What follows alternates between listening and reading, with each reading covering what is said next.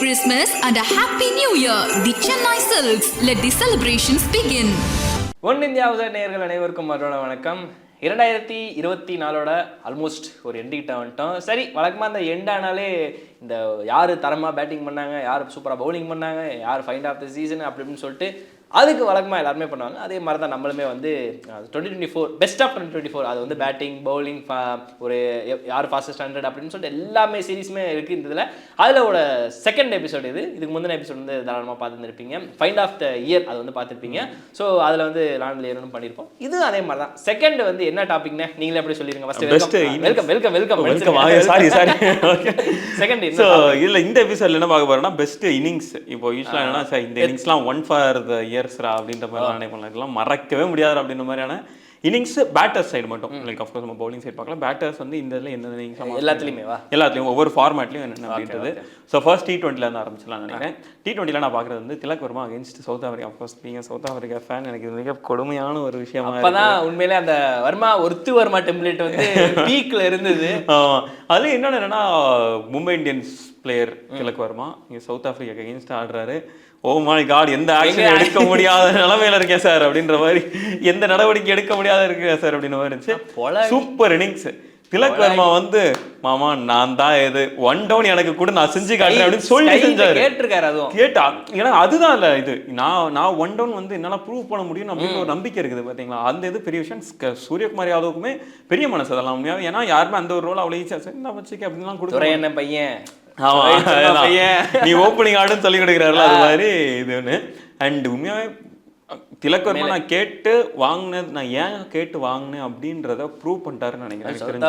ஏன்னா சவுத் ஆப்பிரிக்காக்கு எதிராக அங்க போய் பீட் பண்றது அப்படின்றது அவ்வளவு ஈஸியான விஷயம் கிடையாது. சப்போஸ் இப்போ கொஞ்சம் வேறன்னு வச்சுக்கோங்களேன். பட் ஸ்டில் அந்த இடத்துல வந்து இன்னொரு எனக்கு ஞாபகம் வந்துச்சு. Against South Africa left handed batter, typical inside out shot favourite, typical ஒரு பார்ட் டைம் ஆஃப் ஸ்பின்னர் அப்படின்றப்போ என்ன சொல்ல எங்களுக்கு எல்லாமே சின்ன தலை ஞாபகம். உங்களை பார்த்தா சிவாஜி தாத்தா பார்க்குற மாதிரியே இருக்கு அப்படின்னாரா. ஓகே, ஸோ சிவாஜி தாத்தா வாரியே இவரையும் ஆக்சுவலி உண்மையாக சொல்கிறேன் சூப்பரான இன்னிங்ஸ். திலக் வர்மா வந்து அதான் சொல்கிறேன். ஏன்னா இந்த மாதிரி ஒன் டவுன் ஆடுறேன் அப்படின்னு சொல்லிட்டு தப்பாக இருந்ததுன்னு வச்சுக்கோங்களேன். அங்கே விமர்சிக்கப்பட போகிற திலக் வர்மா மட்டும் கிடையாது, கையும் கூட தான். கண்டிப்பா எதுக்கு தேவையெல்லாம் அப்படி சொல்லிப்பீங்க. ஏன்னா உங்களுக்கு கடைசி T20 நினைக்கிறேன். ஆமா. ஸோ அப்படின் போது அதை தோத்துருந்தாங்க அப்படின்னா இது டை ஆயிருக்குமோ, லைக் அந்த இது டை ஆயிருக்கும், சீரிஸ் டை ஆயிருக்கும், 2-2 அப்படின்ற மாதிரி டை ஆயிருக்கும். ஸோ இதை வந்து உங்களுக்கு வின் பண்ணணும் அப்படின்னு இருக்கும்போது அருமையான இன்னிங்ஸ் சூப்பராக காட்டினாரு. அண்டு இது வந்து இன்னும் ஒரு நல்ல தலைவலி தான் கொடுக்குதுன்னு நினைக்கிறேன் பிசிசிஐக்கு. ஐயோ இப்போ நான் இவரை எங்கே கொண்டு போய் விடுறது, இப்போ 2 டவுன் 1 டவுனில் உங்களுக்கு 2 பேர் நல்லா ஆடுறாங்களே அப்படின்ற ஒன்று. And Tilak Varma deserved chance. And அந்த மேட்ச்ல என்னன்னா சஞ்சு சாம்சன் 2வது செஞ்சுரி போட்டாரு. அதை ஓவர் ஷேடோ பண்ணிட்டு என்ன நீ போடுற நான் வரேன் அப்படின்னு சொல்லிட்டு வந்து ஒரு 120 ரன் அசால்ட்டான கேமு. என்ன கேட்டால் இந்த வருஷத்தோட பெஸ்ட்டு இதை தான் நினைக்கிறேன். And it's start of something much bigger அப்படின்னு நான் சொல்வேன் திலக் வர்மாவுக்கு. ஒன் டவுனுக்கு ஃபிக்ஸ் பண்ணி வச்சிட்டீங்க. ஆமா, வேங்கை வாழ்ந்த காட்டிலே வேங்கை வந்து நிரப்புதோ அப்படின்ற மாதிரி தான். ஓகே, எனக்கு ஆக்சுவலா நீங்க சொன்னது அதே மேட்ச்ல சஞ்சு சாம்சன் தான் இந்த வருஷம் மென்ஷன் பண்ணணும்னு நினைச்சேன். அட்டினா அட்டி பொல்லாடி ஓப்பனிங் மாதிரி வந்து. பட் ஆனால் எனக்கு அதை விட ஒருத்தரோட இன்னிங்ஸ் வந்து அவர் ஒரு முகத்துல வந்து இந்த பெரி கோபம், இது சாதாரண மனுஷன் அடிச்ச அடி மாதிரி இல்லை, உடம்புல நாடி நரம்பு ரத்தம் எல்லாமே ஒரு கோபம் பிடிச்ச ஆள் அடிச்ச மாதிரி தான் இருந்துச்சுன்னா யாருன்னா Rohit Gurunath Sharma against Australia 2024 T20 உலகக்கோப்பையில என்ன மாதிரியான இன்னிங்ஸ் சொல்லும்போதே குஸ்பல்ஸ் வருதுங்க. உண்மையிலே கிட்டத்தட்ட 1 கோடி, சரி எத்தனை கோடி இந்தியர்களோ அது வந்து நம்ம ஸ்டாட்டிஸ்டிக்ஸ் போனோம். கோடிக்கணக்கான இந்தியர்கள் மனசு குளிர்ந்த மொமெண்ட். பேட் கமின்ஸ ஸ்வீப் ஷாட்ல முட்டி போட்டு பல்லார்னு ஒரு அறை வச்சு அப்பா அப்படி இருந்தது. அந்த வேர்ல்டு கப்ல அடி வாங்கின அடியே திருப்பி கொடுத்துட்டோம்டா ராசா அப்படின்னு அந்த ரோஹித் சர்மா அந்த 93-94 அடிச்சாரு. ஒன் ஆஃப் ரூத்லெஸ் ஒர்த்தபிள் இன்னிங்ஸ். அன்னைக்கு தான் உண்மையிலே நீ உண்மையிலேயே செல்ஃப்லெஸ் கேப்டன்ரா, நீ உண்மையிலே செல்ஃப்லெஸ் கேப்டன்ராயா அப்படின்ற மாதிரி அந்த இடத்துல மொமெண்ட். உண்மையிலே எனக்கு அந்த வருஷமே வந்து அந்த இன்னிங்ஸ் இல்லாம 2021 உலகக்கோப்பை வேற. ரோஹித் சர்மா வந்து வேணும்னே அட்டாக்கிங் மோடுக்கு போய் எல்லாமே வந்து பண்ணதை பார்த்தோம். பட் ஆனால் 2024 எல்லாருக்குமே தெரியும் இந்த ஒரு உலகக்கோப்பை மட்டும் அடிச்சிட்டோம்னா நீதாண்டா எல்லாருக்குமே. அதுவும் இல்லாம 2024 அவரோட ஸ்டார்டிங்குமே ரொம்ப பேடா ஸ்டார்ட் ஆச்சு. அந்த ஐபிஎல்ல ஒரு பெரிய பிரச்சனை இருக்கும்போது ரொம்ப ஒரு டாக்ஸிக்கான ஒரு இடத்தையே சுத்தி இருந்தாரு. அவரை சுற்றி எவ்வளோ ட்ரோல்ஸ்லாம் வந்தது எல்லாத்துக்குமே ஒரு பயங்கரமான ஆன்சர் கொடுத்த மாதிரியா இருந்தது 2020 வேர்ல்டு கப் தொடர்ந்து. அண்ட் அதில் ரோஹித் சர்மா பேட்டராகவே அவர் ரொம்ப நிறைய இடத்துல பெரிய பெர்ஃபார்மன்ஸ் கொடுத்தாரு, முக்கியமான மேட்சஸ்லாம் நல்லா ஆடி கொடுத்தாரு. அண்ட் உண்மையாக சொல்ற ரோஹித் சர்மா டிசர்விங் ஒரு அந்த ஒரு இதுக்கு உண்மையிலே ஒர்த்தபிள். அது அவ்வளவுதாங்க என்னைய பொறுத்தவரைக்கும். அதாக உண்மையிலே இந்த 100 சஞ்சு சாம்சன் அடிச்சாரு, திலக் வர்மா எல்லாமே ஹார்ட், இது 100 அடிக்கலனாலும் இது தாண்டா ஹார்ட்ஃபுல்லா ஓகே, எல்லாமே அக்செப்டபிள் தான். பட் ஆனா இருந்தாலும் இந்த எமோஷன் ஒன்னு கேரி ஆகும் பாத்தீங்களா, அந்த இடத்துல உண்மையிலே அந்த பெரிய ஸ்டேஜ்ல ரூத்லெஸ்ஸா அகைன்ஸ்ட் ஆஸ்திரேலியாவுக்கு அப்படி அடிக்கிறது வந்து பெரிய பண்டாப்ல தலைவர். அடுத்தது சப்கான்டினென்ட்ல இருந்து டபுள் செஞ்சுரி அடிக்கிறது. அப்பா, ஓடிஎல டபுள் செஞ்சுரி வந்து ஒரு காலத்துல ஒரு 5 வருஷம் முன்னாடி தான் நினைக்கிறேன். ஆமா, இஷ்டத்துக்கு அடிச்சிட்டு இருந்தாங்க. என்னையா எல்லாரும் ஓடிய டபுள் செஞ்சுரி அடிக்கிறீங்க. அப்புறம் ரொம்ப நாளா பார்க்காத மாதிரியே இருந்துச்சுல, இடையில ரொம்ப நாளா ஓடி டபுள் செஞ்சுரி ரொம்ப நாள் ஆயிடுச்சு. ஆமா, இந்த வருஷம் ஸ்டார்டிங்லயே இறங்கி காட்டுறேன் அப்படின்னு சொல்லிட்டு 10 நிசாங்கா 210 அடிச்சிருந்தாரு, 139 பால்ஸ் சம்திங். சூப்பரான கேம். அதுவும் நான் எதனால இதை குறிப்பிட்டு நான் நிசாங்காவோட இன்னிங்ஸை நான் சொல்றேன் அப்படின்னா, அது வந்து ஸ்ரீலங்கன் கிரிக்கெட்டுக்கே ஒரு மிகப்பெரிய பூஸ்ட். எஸ், அவங்க கொஞ்சமா விழுந்து கொஞ்சம் கொஞ்சமா எந்திரிச்சிட்டு இருக்காங்க. இப்போ அப்படி வரும்போது இந்த மாதிரியான ஒரு இன்னிங்ஸை பார்க்கறது வந்து அந்த கிரிக்கெட் அசோசியேஷனுக்கே ஒரு பெரிய விஷயம்.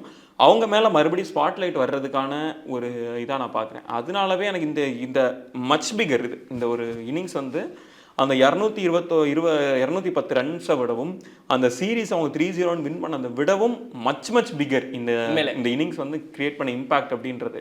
நமக்கு ஒரு என்டர்டெய்னிங்காக அப்படி இருந்தாலும் இன்னொரு பக்கம் இதோட காசு வந்து வேற லெவலாக கொண்டு போகுது. இந்த 210 பார்த்துட்டு பல பேர் பேட்டை தூக்கியிருப்பாங்க, நான் கன்ஃபார்மாக சொல்கிறேன். ஸ்ரீலங்காவில் அதை பார்த்துட்டு அடுத்த ஜென்ரேஷன் மறுபடியும் நம்ம பார்த்து வளர்ந்த ஸ்ரீலங்கா இருக்கு தெரியுமா, இந்த சமிந்தா வாஸோட இந்த லெஃப்ட் ஆர்ம் இது ஸ்விங்கா இருக்கட்டும், மலிங்காவோட அந்த ஸ்லிங்கர் பவுலிங்கா இருக்கட்டும், ஜெயசூர்யா மாதிரியான அந்த ரூத்லெஸ் நாக்ஸா இருக்கட்டும், ஜெயவர்தனே சங்ககார மாதிரி கிளாஸா இருக்கட்டும், தில்கரத்னே தில்ஷன் மாதிரியான ஒரு ஓப்பனிங் ராக்கெட்டிங் வந்து ஒரு ஃபயரான ஓப்பனிங்கா இருக்கட்டும், இப்படி ஒரு ஐகானிக்கான அவ்வளோ லெஜெண்டரியான டீமை மறுபடியும் மீட்டு எடுக்கிறதுக்கு என்ன பண்ண முடியும்? ஏன்னா நம்ம பார்த்துருவோம், நம்ம அப்பாக்கள்லாம் சொல்லுவாங்க தெரியுமா, வெஸ்ட் இண்டீஸ்லாம் நாங்கள் பார்த்த வெஸ்ட் இண்டீஸ்லாம் நீங்கள் பார்த்துருந்தீங்கன்னா, கர்ட்லி அம்ப்ரோஸும் வரலாம் பவுலிங்லாம் நீங்கள் பார்த்துருக்கீங்களா, விவியன் ரிச்சர்ட்ஸோட பேட்டிங்கை பார்த்துருக்கீங்களா, நீங்கள் லாய்டோட பேட்டிங்கை பார்த்துருக்கீங்களா, அவெல்லாம் என்ன மாதிரியான பிளேயர் அப்படின்னு சொல்லும்போது ஒரு கிரிக்கெட்டிங் நேஷன் வந்து எவ்வளோ கஷ்டத்தில் இருக்குன்றது நம்ம பார்க்க முடியாது. அந்த மிட் 2010s தான் அவங்க T20 வேர்ல்டு கப் வின் பண்ணாங்க, 2 3 டைம் வின் பண்ணாங்க. பட் இருந்தாலும் உங்களுக்கு வெஸ்ட் இண்டீஸ் வந்து அந்த 70s 80s வெஸ்ட் இண்டீஸ் இப்போ பார்க்க முடியுமான்னு கேட்டால் முடியல. அதே மாதிரி 2010s பார்த்ததோ 2090s பார்த்த ஸ்ரீலங்கா வந்து இப்போ எங்கே இருக்குதுன்னு பார்த்தோன்னா ரொம்ப ஒரு மோசமாக இருக்குது. நிசாங்காவோட இந்த இன்னிங்ஸ் வந்து ஸ்ரீலங்காவோட மறு அவதாரத்துக்கு ஒரு வழி அப்படின்னு நினைக்கிறேன். அதோட ஒரு முற்று வந்து எனக்கு தொடக்க புள்ளினே நான் நினைக்கிறேன். இன்னொன்னு 10 நிமிஷங்களா சொன்னீங்களா, 2023 உலகக்கோப்பையிலே வந்து அவர் மிகப்பெரிய ஒரு விஷயம் பண்ணிட்டாரு. ஆக்சுவலா அங்கேயே 100 அடிச்சு அதுக்கப்புறம் வந்து ரீபர்த் பண்ண வச்சாரு. அதுக்கப்புறம் ஜெயசூர்யா சாரி அட்டப்பட்டோ அவங்க தான் வந்து ரிட்டர்ன் வந்து கோச்சா இருக்காங்க. அப்படின்றப்போ வந்து அதுமே வந்து பயங்கர பூமா தான் இருக்கு. ஸோ அதுமே ஓகே, பயங்கரமாக இருக்கு. என்னைய பொறுத்த வரைக்கும் அடுத்து ஒரு அப்கமிங்ல பயங்கரமா வந்துட்டு இருக்கிற ஒரு நேஷன் 2024 உலகக்கோப்பையில ஆஸ்திரேலியாவை அடிச்சு ஓட விட்டு மறுபடியும் எப்படி சொல்ற ஒரு பழி வாங்க கிட்டத்தட்ட ஆல்மோஸ்ட் ஒரு குவாலிஃபை போற வேண்டிய இடம் சவுத் ஆப்பிரிக்கா அந்த இடத்துல போனாங்க. அகைன்ஸ்ட் யாருன்னு தெரியும், ஆப்கானிஸ்தான் வந்து இந்த தடவை அவங்க ஒட்டுமொத்தமா இந்த வருஷமே வந்து பயங்கரமா இருக்கு. ஓடிஐலையும் சரி இல்லை T20லையும் சரி எல்லாமே வந்து பயங்கரமா பண்ணாங்க. ஆக்சுவலா 23 உலகக்கோப்பையில இருந்தே வந்து அவங்க பயங்கரமா பண்ணிட்டு இருக்காங்க. பட் இந்த வருஷம் வந்து ராமுல்லா குர்பாஸ் வந்து நிறைய இடத்துல ஷைன் பண்ணிக்கிட்டு இருக்காரு. நான் வந்து இதுக்கு முந்தின வீடியோல கம்யூனிட்டிஸ் சொன்ன வந்து அதே ஒரு வார்த்தை தான், இவருமே வந்து நிறைய விஷயங்கள் வந்து பார்க்கப்படல அப்படின்ற மாதிரி. அடிச்சது 121 அயர்லாண்டுக்கு எதிராக இருந்தாலும் அதுக்கு முன்னாடி பங்களாதேஷ்லயுமே ஒரு 100 அடிச்சிருக்காரு. அதுக்கு முந்தின மேட்ச்மே வந்து தரமான ஒரு செஞ்சுரி. இந்த வருஷம் மட்டுமே கிட்டத்தட்ட 4 செஞ்சுரி அடிச்சிருக்காரு, 4 செஞ்சுரி 3 ஆஃப் செஞ்சுரி. ஸோ அப்படி இருக்க போகும்போது என்ன வேணும் அவர்கிட்ட வந்து இப்போ இதுக்கு மேல என்னடா பண்ணணும்? ராமுல்லா குர்பாஸ், இப்ராஹிம் சட்டான், ஸோ இவங்க 2 பேரும் ஓப்பனிங் இருக்கிறாங்க.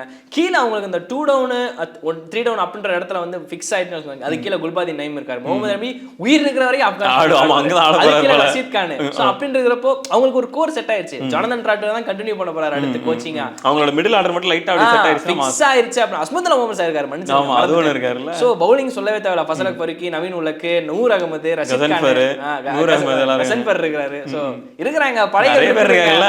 ஸோ அப்படின்னு இருக்கிறப்ப எனக்கு ஸ்பின் அட்டாக் பயங்கரமா இருக்கலாம். அலா ஹசன் ஃபர், நூர் அகமது, ரஷீத் கான் எல்லாம் அந்த 20s பிகினிங்ல தான் இருக்காங்க. நூர் அகமது அண்ட் ஹசன் ஃபர்லாம் 20ஸ்க்கே என்டர் ஆகல ஆல்மோஸ்ட். ஆமா, அதுவும் பயங்கரமானதா இருக்கு எனக்கு. அதனால எனக்கு இவங்களோட மற்ற நாக்ஸை விட எனக்கு இவங்களோட ராமனுல்லா குர்பாஸோட நாக் வந்து இன்னும் அந்த ஸ்பெசிஃபிக்கா தெரியுது எனக்கு. அதனால ஓடியில பெஸ்டா வந்து நான் சொல்றேன். டெஸ்ட் யாருன்னு எனக்கு தெரிஞ்சு அப்கோர்ஸ் ரெண்டு பேரும் ஒரே மேட்ச் தான் எடுத்துட்டு போறேன்னு நினைக்கிறேன். நான் வந்து எடுத்திருக்கேன் ஹாரி ப்ரூக் 314 அகைன்ஸ்ட் பாகிஸ்தான். அவங்க ஊர்ல முல்தான்ல போய் அடிச்சு தூக்குனது. ஆக்சுவலா ட்ரிபிள் செஞ்சுரி நான் சொல்றேன் உங்களுக்கு ட்ரிபிள் செஞ்சுரி பார்த்துமே ரொம்ப வருஷம் ஆகும் இல்லையா? கருணாயர் அடிச்சாரு கரெக்ட். ட்ரிபிள் செஞ்சுரி ரொம்ப அவ்வளவு ஈஸியா பார்க்கல. அண்ட் ஷேவாகோட ட்ரிபிள் செஞ்சுரியை பத்தி நம்ம எல்லாருமே சொல்லுவோம். 100 ஸ்ட்ரைக் ரேட்ல அடிச்சாரா ட்ரிபிள் செஞ்சுரி, 100 ஸ்ட்ரைக் ரேட் அடிச்சாரா. அதுக்கு மேல அடிச்சிட்டு இருக்காங்க. இங்க ஹாரி ப்ரூக்கோட இன்னிங்ஸை பார்க்கும்போது அப்படியே இருக்குது. அந்த அவர் கிட்டத்தட்ட 98-99 ஸ்ட்ரைக் ரேட்ல உங்களுக்கு இந்த ட்ரிபிள் செஞ்சுரி அடிச்சாரு. 309 பால்ல 310 பால்ல ட்ரிபிள் செஞ்சுரி அடிச்சாரு. அதை பார்க்கும்போது எனக்கு வந்து ஓ மை காட் சிவாஜி தாத்தா பார்த்த மாதிரியே இருக்கு அப்படின்ற மாதிரியான ஒரு டைலாக் தான் நமக்கு. ஓ மை காட் ஷேவாக் நம்மலாம் என்னன்னா இந்த இப்போ உள்ள இப்போ பார்க்க ஆரம்பிச்ச அந்த பசங்கள்லாம் பார்த்து கலாய்ப்போம். ஷேவாக் பார்த்தது இல்லைடா நீங்க அப்படின்னு. இப்போ அவனுக்கு மண்டையிலே தட்டி இங்க பாரு ஹாரி ப்ரூக்னு ஒருத்தன் வந்து எப்படி அடிச்சிடாம பாடுறா அப்படின்னு சொல்லிட்டு கூப்பிடுற மாதிரியான எப்படிமா இருக்கு. ஹாரி சேராச்சுன்னு யாரோ ஒருத்தவங்க புது மியூசிஷியன் பயங்கரமா போட்டுருக்காங்க. யாரா நீங்க அது அப்புறம் உனக்கு இன்னொன்னு தெரியுமா, கட்சி சேர படத்தை பாடின அந்த பையனோட அப்பா வந்து பயங்கரமான சிங்கராண்டா அப்படின்னு சொல்றாங்க. ஏன்னா அவர் வந்து திப்பு அவரெல்லாம் பயங்கரமான என்ன யாரா நீங்க அப்படின்ற மாதிரி.